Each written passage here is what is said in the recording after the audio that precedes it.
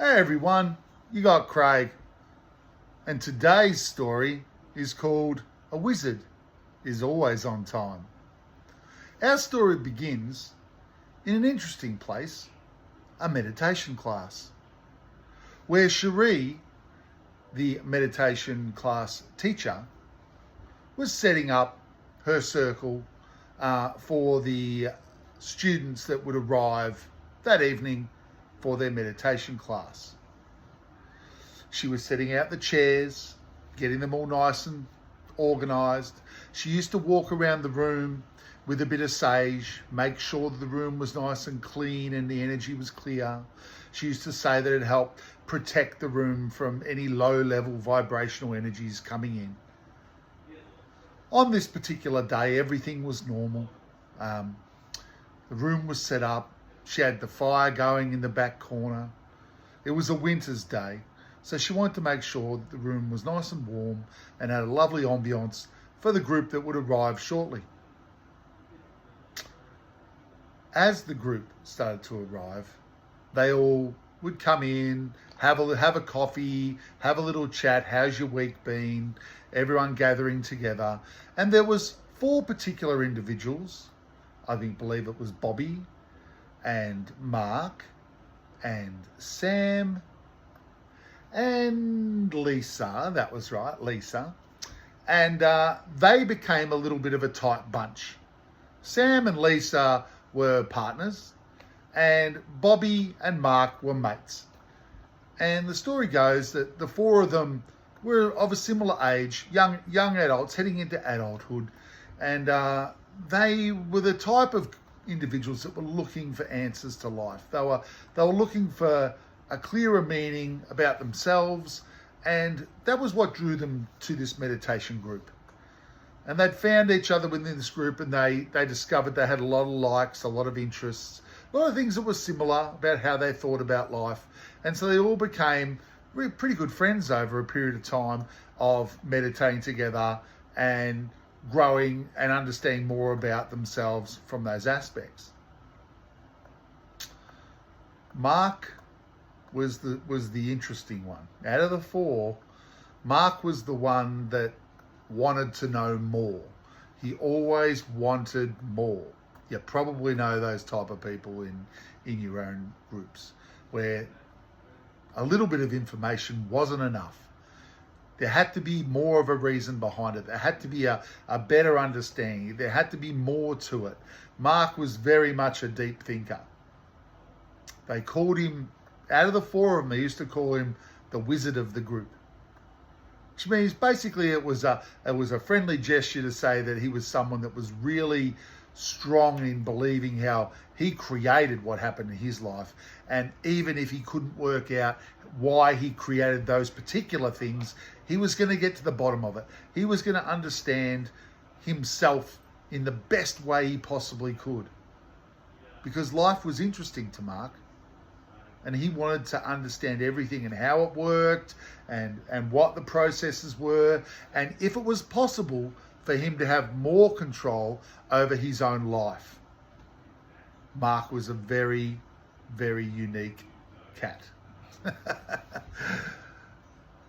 But as they were doing their meditation class this particular day, the end of the class came, and they'd all had some really nice images in their mind, and they'd gone through and interpreted them, or the Cherie, the head of the class, would always give her interpretation and try and help the individuals in the meditation class what those images that they'd seen in meditation meant, to give them an idea. Because the way Cherie looked at it, it was that, when you saw something in your mind in a meditation, it was about you. You didn't see things generally most of the time for everybody else. You saw them because they were messages that you were opening up to let you get that information to answer questions that were going on in your own life. So she really was someone that helped to strengthen the reflection that each of the students had for themselves. Because one of the hardest things that they all spoke about was actually stepping back from things that were going on and giving themselves a really clear reflection of themselves. Something that many of us deal with in our lives now. on this particular day, at the end of the class, they're all having a coffee and they're having a laugh, and Mark gathered with his little posse there and said, we need to do more. There's more to how our brain works, everyone. There's a different level of connection that I know that we can all get. Meditation's great, but I want to accelerate it. I want to get more. I want to open up more. And I remember Lisa turned around and said, what do you mean you want more? We're going along really, really well. Cherie's really helping us. You know, I think everyone's pretty happy with the speed that we're opening up and getting to understand what's going on with our lives and how we can, you know, get more ideas about the right direction for ourselves to go in. And Mark instantly came back and said, I think there's more. I think there's more, everybody. I think we can open up to more. And I've got something that I've been working on, which I think will help us. And everyone instantly, their eyes widened and said, what are you talking about, Mark? And he said, I've been working on making a potion. And it kind of rocked the group. Bob was like, what are you talking about? You've made a potion. What are you talking about? Like, we joked around that you're a wizard. We didn't think you'd go out there and start making potions. Mark was like, no. This potion is about clearing away a lot more of those blockages, you know, releasing the limitations that we have within ourselves. And he said, I think if we were to gather together and all test my potion, that you would all be very pleased. You would all be very pleased with the results that we would be able to get. And he said, I believe that the results that we can get are very spiritual, are very deep with who we are. To understand ourselves further, everyone. Don't you all want to understand yourself further, he said. And Lisa said, I just want to feel good. I just want to feel good. I don't want to feel stressed. Lisa was really, you know, she was having her own battles in life. She just wanted to feel good. And I think the rest of the group did too. But Mark was adamant. He was like, I believe in all of you. And I wouldn't get you to do anything that would not be safe or, you know, basically to, you want to know more about who we are. You want to know more about yourself. I've been reading a lot of these, you know, Native American books and understand a lot more of it. And I think I've been able to put together something that could really help us connect with ourselves. So, look, against their better judgment, even though they were like, no, okay, all right, we're willing to try. It's in the spiritual understanding. It's about knowing more about who we are. Let's give Mark a go. You know, we know he's a good person. So they all agreed that in a couple of weekends' time, when they had a particular Saturday that was free, that they would meet out at Lisa's place. She lived out in the bush a little bit, further away from, you know, your civilian metropolis that a lot of the others came from. And they said, we'll stay over at Lisa's on this Saturday night, or we'll get there early on the Saturday, should I say, and we'll get together and we'll try what Mark's talking about. But we'll stay over there at Lisa's, and then we'll be able to analyse what goes on and have a chat about the things that we want to talk about as a group. So they all decided to have a weekend where they'd all get together and they'd, you know, try what Mark was talking about, even though, you know, Bob and Sam were a little bit like, I don't know here, I'm not sure, but it sounds interesting, Mark, so we'll give you the benefit of the doubt, right?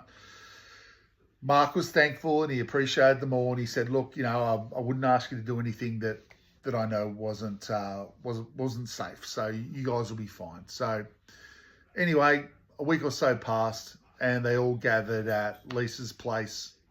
And Mark had a plan, as he always did. He always had a plan. So he said, okay, out in the local bush, he goes, I've been out there this week. I took a day off during the week, and I found a place in the bush not far from Lisa's. Well, actually, it's quite a way. We'll have to drive there. He laughed to himself. He said, where there's some natural crystal quartz rocks that are protruding from the earth, and he thought that would be a great place for us to all sit, and we could do a meditation there, and everyone can try my potion.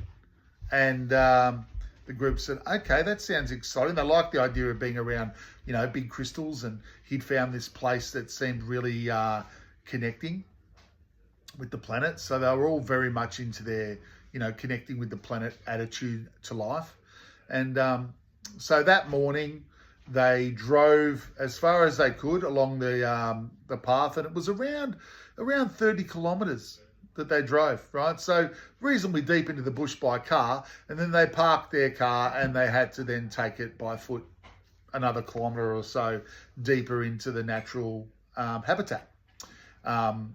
So basically they came to this opening, and the four of them saw these, I suppose you would call it quartz rocks, which were the white creamy looking stones that they protrude out of the bush ground a lot. A lot of miners would say that where you find quartz rocks, you find gold. So these natural quartz that were coming out of the earth were very smooth. And Mark had said he thought it'd be a great place that we could sit on these rocks, these crystals, and we could do our thing here. So everyone saw them, thought it was really nice, open clearing, little space in the bush. So they all set up in that spot. And it was early morning, so there was plenty of time to get into it. So the four of them sat down, and they thought they'd start with a little meditation of opening and thanking the universe for everything and connecting with the planet. And they used to do that thing in their circle together, in Cherie's circle. So the four of them sat on the rocks, did a little balancing meditation, thanking the planet, etc., etc. And then Mark brought out a thermos. He'd made a potion. Now, the other three were like, all right, Mark, we're going to trust you. We really don't know what's in your potion, but we're going to trust you, and we're going to all have a cup of potion. Funnily enough, it tasted like Milo, which is a chocolatey drink. And they all had their cup of Milo, and they thought they would continue to meditate. So they meditated. And what they found as they were meditating after having the potion is that they started to see a lot more vision in their mind's eye. It was a lot more brilliant. They started talking about, oh my goodness, like I'm seeing these really bright colours come into my mind. And Mark, what did you give us? And Mark would have a little laugh and said, don't worry, it's all good. Sit, relax, be balanced, open yourselves up. So the four of them started to open up, as Mark said. Saw a lot of colours, saw a lot of images that they hadn't seen before. And after around, I would say half an hour or so, one of the group felt really, really energized. Jumped up. It was Lisa.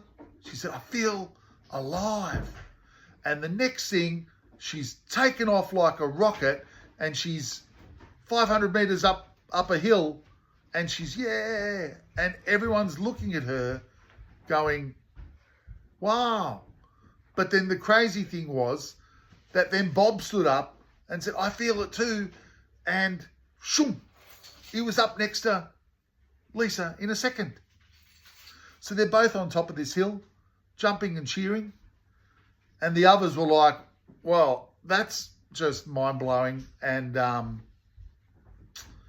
just quite freaked out about the whole situation. So that was very interesting, right? So they were there for another couple of hours, and they decided we'd have something to eat after they'd settled down from the potion, and basically had something to eat, started to feel a little bit better, but they still felt a little bit different, I suppose you could say. A little bit different to how they felt before they had the potion. So had it done something? Had it opened them up more? No one could say. But as the afternoon went on, they started to feel a little bit more normal. So they thought to themselves, all right, maybe it's time we head back to the car. So back to the car, everyone walks after their experiences. And they're like, well, that was pretty exciting. They get back to the car, and unfortunately, storms had rolled over and it had started to rain. When they all hopped in the car, the ground had already turned to mud.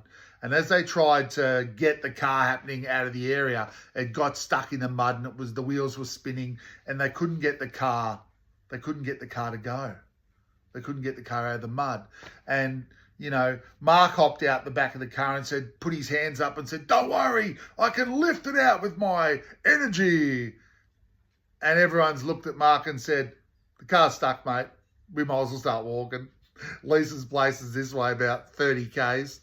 So they all start walking, and Mark's there trying to lift the car like magic out the back. And it's like, whoa, come on, car. But obviously nothing was happening. So eventually Mark's, oh, okay, I better go, and raced off after everyone else. So the four of them started the long track back to Lisa's. And as they knew, it was a good 30 kilometres. It was not, there was no one else around. It was on dusk. It was getting dark. They knew the way, but it was going to be a hell of a walk. It was going to be a hell of a walk to get back there and then get help to get their car the next day. So they started walking. And the funny thing was, as the four of them were walking, they were walking in unison. They were walking like a power walk. It wasn't a normal relaxed walk. It was like boom, boom, boom, boom, boom, boom, boom, boom. And the four of them didn't even look at each other. They were all really walking along this wide track, side by side, powering along. It was like they were in a little bit of a trance. But they did this for a while. No one really knows how long they were doing that for. But at a certain point during the journey, because the sky had cleared from the rain and there were stars and they could see the stars, but Lisa had a look at the stars and for a period as she was walking, but then noticed how much everyone else was so focused on just power walking along, like it was going to be such a long walk and they're all doing this power walk business. So then she'd get back into the zone and she'd be power walking with them. But a few minutes later, suddenly this sound came over top of them as they were power walking. It was like a hum at first. It was like a hum. And without breaking stride, the four of them slowly looked above their heads and realized there were no more stars there anymore. It was black as the ace of spades. But the crazy thing was, not one of them panicked. They looked back forward. They kept walking. There were no questions. There were no freakouts. There was nothing. They just were focused. They power walked on. Eventually, later that evening, they arrived back at Lisa's. Tired, but still energized. The potion, they still don't know what the potion was bloody amazing as far as they were concerned, because they were all standing, and even when they got back to Lisa's place, who had a pool table there, they all decided to play pool together. So they were playing pool, But one of the weird things that happened when they first arrived back at Lisa's, Lisa went into the kitchen and basically said, hey, look at the time, everyone. And it was around 7 p.m. that night. The weird thing is that they all knew that they'd left the car at around 6 p.m. How could the four of them have walked 30 kilometres in 1 hour? Then they all sat down and wondered. I really hope you've enjoyed this story today. It's the first of many Craig stories. I'll be dropping them on a Sunday night. I look forward to talking to you again soon. Take care. See you soon.